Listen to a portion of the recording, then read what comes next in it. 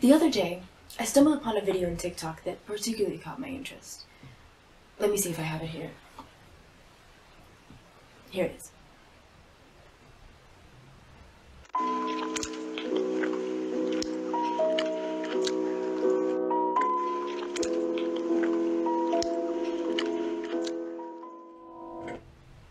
Poor little mouse.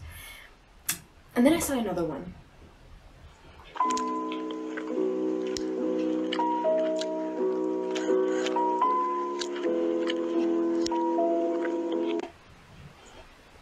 I think we've all been there. And then another one.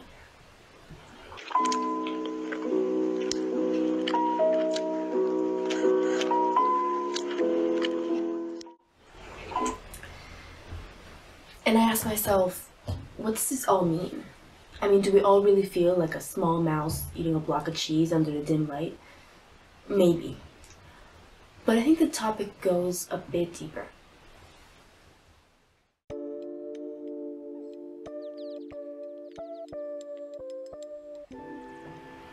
If you're a breathing human being on the face of the earth, you've probably noticed it. Music is everywhere.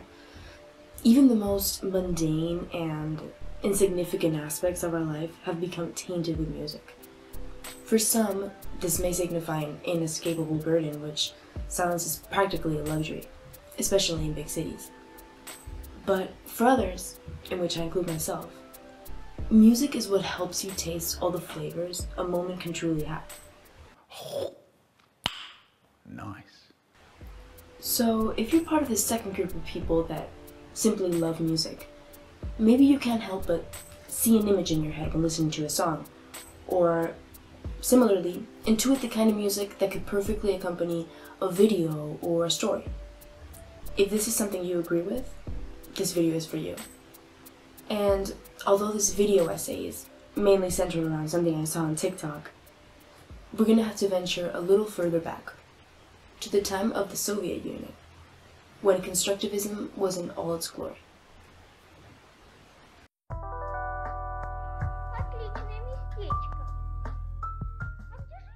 Soviet montage theory is an approach to understanding and creating cinema that relies heavily upon editing. It is the principal contribution of Soviet filmmakers to global cinema and brought formalism to bear on filmmaking.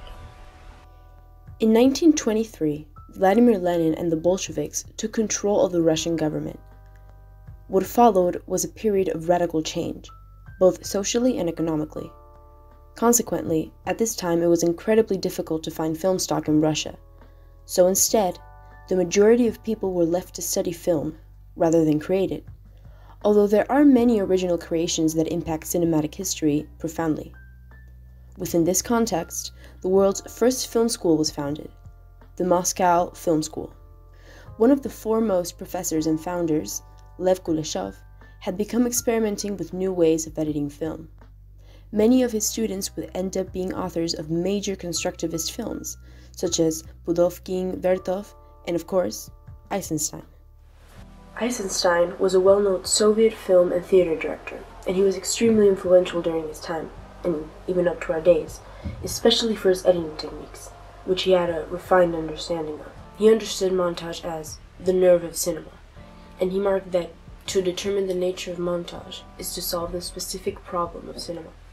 Other than that, Eisenstein contributed a crucial element to filmmaking. Eisenstein had what we could consider in some sense a romantic aspiration for cinema as an organic union of sound and image, which resulted in the certitude that cinema was a form of synchrony of senses. The more channels of perception that are involved in the creation of a film work, the more intense and polyphonic it appears to the recipient at the end.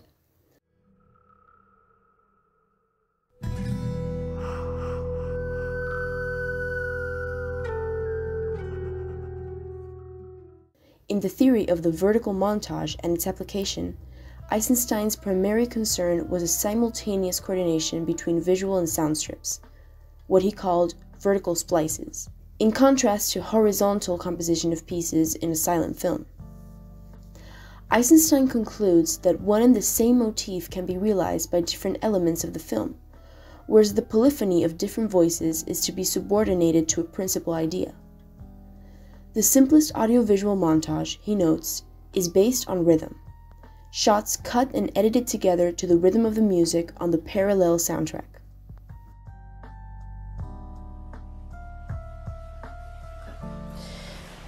So, Eisenstein was one of the first filmmakers to truly grasp the concept of audio-visual content and how to marry video with sound in a way that was most beneficial to transmitting the message he sought.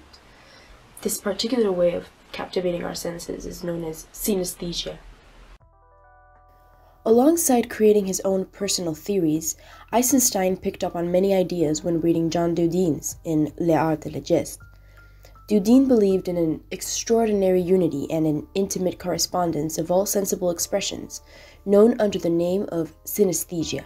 All five senses are informed here as a development of one and the same tactile proto-sensation, depending on the distance between the subject and the object. The importance of this is clear when we observe the relationship Eisenstein had with the composer of the soundtracks to most of his films, Sergei Prokofiev. This is also clearly exemplified when we watch practically any film. For example, even in Ratatouille, not only the sense of seeing and hearing are called into play, so is the sense of smell, since many frames are designed to transmit through the visual and auditory something which is usually uniquely recognizable to the sense of taste and smell. So yes, we can call Ratatouille a synesthetic masterpiece. Okay, so we've managed to connect Soviet film and Ratatouille, but how does this all connect with a meme I saw on TikTok?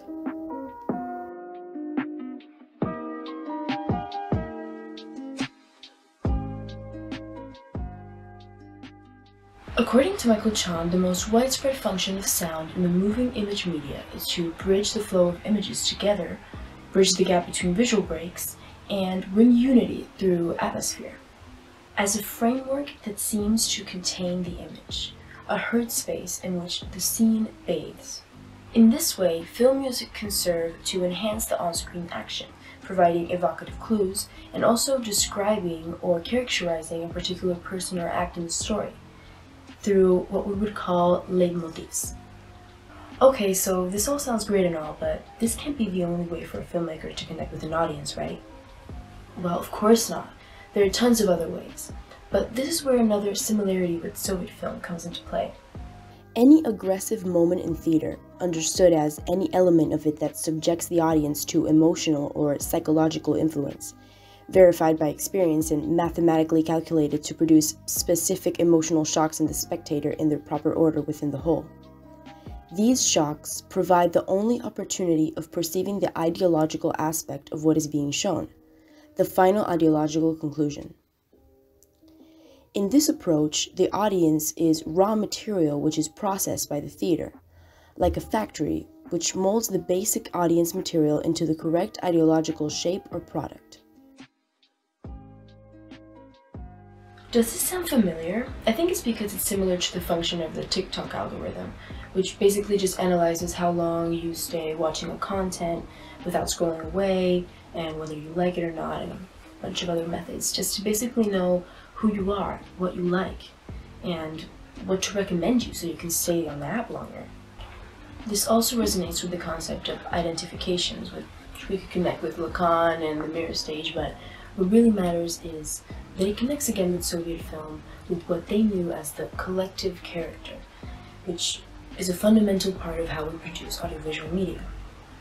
This constructivist apotheosis of the machine, of the new technology of the cinecamera, is an example of the artist-engineer who transforms the material of everyday life through an industrial process to produce art to ideologically influence the newly liberated working class.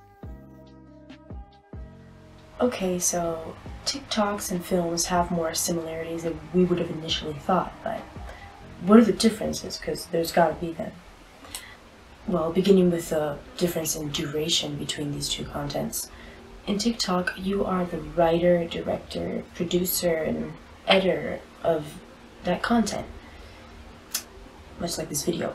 But basically, what is very important is that you connect with the audience, that you play with the concept of identifications. Therefore, you're able to get people to respond to your content easier. Am I in hell? I woke up with no ID, and I have no way of proving I exist. I need ID. We'll need to see a social security card. I need a social security number. We need to see some ID. I need ID. We'll need to see a social security card. I need a social security number. We need to see some ID. And what is another of the fundamental ways of attracting an audience to your content? Like we've seen through constructivism, through editing, we can achieve people's attention. But why tell you when I can show you? During his professorship, Kuleshov released a short film that would go on to become the foundation of Soviet montage theory. The idea behind Kuleshov's short film was to combine a single center frame shot of an actor with 3 other distinct shots. This is the origin of what is now known as the Kuleshov effect. Nowadays, we can perfectly reimagine this sketch using more contemporary concepts. For this, all we have to do is capture a couple of establishing shots of somebody observing a certain subject, and then reacting to it. We then just have to alternate these shots with those of the subject the person is reacting to. But this is only one of the possibilities we can achieve through editing. Eisenstein understood that there were mainly 5 types of montage: the Kuleshov effect or intellectual montage, metric montage, rhythmic montage, tonal montage, and overtonal montage. The metric montage is inspired by the pacing of a musical score, also known as the meter. This is used to create a visual pace within a film scene by cutting to the next shot after a finite number of frames, no matter what is happening on screen.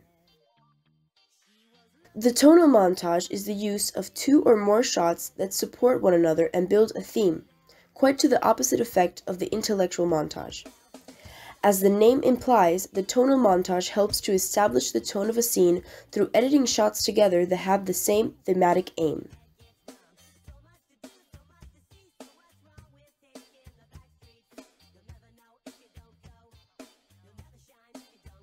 If the metric montage is used to establish a visual pace, then the rhythmic montage is used to keep to the pace, in both a visual and auditory sense. The overtonal montage is a sort of amalgamation of the 4 other types of montages: intellectual, metric, rhythmic, and tonal.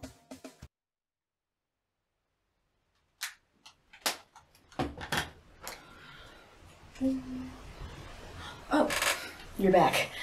I even had time to do my makeup and get dressed and get a haircut. Well, I bet the last time you made a TikTok, you didn't think you were making a top quality overtonal montage. But you probably were. You were also promoting your own creativity. You were getting to consider an action from different perspectives. And you were leaning into the interconnection between senses and the connection between all art forms, since cinema pretty much includes it all. Although some may argue that apps like TikTok helps to democratize the media, since pretty much anybody with a phone with a decent camera can make a TikTok, we could also argue that it helps us lean further and further back into an alternative reality or a fantasy even. These are some of the things that we have to pay attention to, but maybe not in this video. I think it deserves a whole separate video, so let me know if you would like that. Also, the way this content is conceived, and especially the way it's distributed using the algorithm, could potentially work to quiet the critical part of our mind and just accept whatever content is thrown our way. Not only that, but there is an important possibility of developing a certain addiction to this content that never fails, that is easily consumable and discarded. The risk of spending hours upon hours consuming this content is very real. Although, the pleasure people experience and desire from TikTok fits within a broader lineage of media forms like soap operas that have and do still offer similar forms of momentary escape and distraction in everyday life. So, this isn't something exclusive to TikTok. Well, away from all these theories, what we do know is why you can't get the sound of silence out of your head every time there's a sad moment. Or is that just me? So the next time you can't get a catchy TikTok song out of your head, or you catch yourself recreating a meme, just remember, the art forms were setting us up for this from the very beginning. So maybe the next time you're just going through TikTok, Instead, you'll go to the movies, or to a concert, or even to the theater, and have a similar experience there. Just check TikTok when you get home later.